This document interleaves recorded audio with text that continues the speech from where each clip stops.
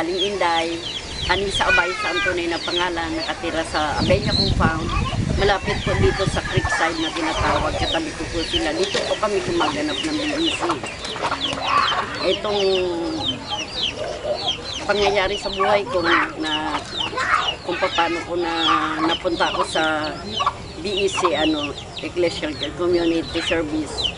Nung masunog po kami. Kasi pangkaraniwang housewife lang po ako. Dito po ako nag-umpisang makihalabilo kung paano kami kumilos dahil sa wala ho kami talagang natira. Lahat po naubos ang aming kabuhayan. Tapos ang pangalawang pagkakataon po itong anak ko nag-aaral na nagloko. Tapos hindi yun nakatapos. Yun mo, pangalawang pagkakataon na naman na umano sa buhay ko na talaga naranasan ko po ang hirap. Ang pangatlo po yung anak ko rin na babae na umalis sa bahay ko na hindi ko alam kung paano, bakit niya kami iniwan. Sa takbo ng buhay ko po, patuloy po ako naghahanap buhay, sigang kilos para mabuhay kaming pamilya. Tatlo nga lang po ang anak ko, may 4 akong apo na nasa bahay din.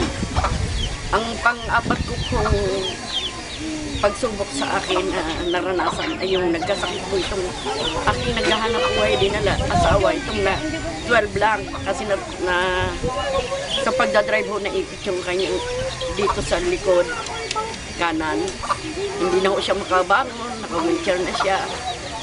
Doon po kumilos ang Panginoon sa buhay ko.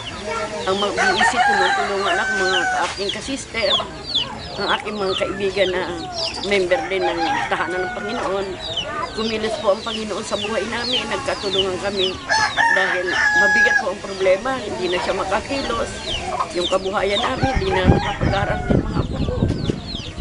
Doon ko nakita ang pagkilos sa akin ng Panginoon na nagkakatulong-tulong pala pag marami ka pa talagang na sasamahan na mga katulad nitong religious group na katulad sa BEC, Tahanan ng Panginoon. Nakikihalabilo ako ng uso sa kanila, nakikisama. Dahil alam ko po na pag marami kang kaibigan ay maraming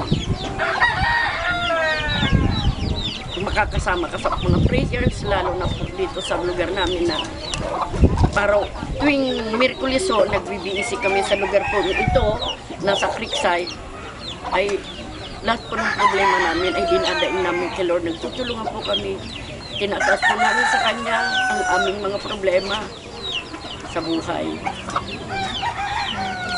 Doon po namin nakita na ang pagkilos ng Panginoon ay talaga pong sa Kanya ka umaasa ay tutulungan ka. Sa hapon pong ito, masalamat po ako sa Panginoon hanggang ngayon sa susunod na taon ay 62 na ako, eto pa rin po ako. Patuloy po sa aking kumikilos si Lord na nabubuhay kami ng maayos kahit po kami ganitong lugar ang napuntahan po namin. Salamat po sa mga taong sa amin, nakikitulong, lalo na po ang simbahan, malaking pagtulong sa amin. Sa araw ng aming mga pangangailangan, pag lumapit po kami sa kanila, nakakatulong sa gamot, sa pag-aaral ng mga taga rito sa mga bata. May scholarship kami. Mayroon kaming problema na sa espiritual, natutulungan po kami sa pamilya namin. Naidadaing po namin sa kanila. Direkta po kami nakakain sa kanila kung anong mga dapat unawain sa amin ng mga problema sa mga pamilya namin. Sa anak, sa asawa, sa kapaligiran po. Salamat po sa hapong ito. At nakarating po kayo sa amin na itong nag-ano po sa amin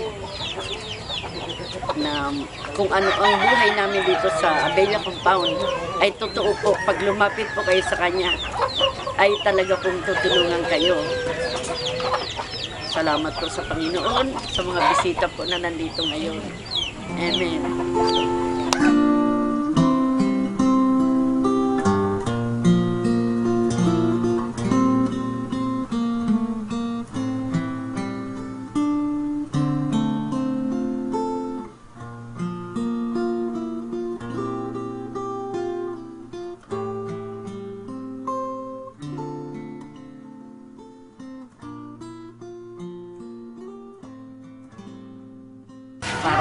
nakakatulong po sa pamilya, may raos po namin na araw-araw namin pagkain.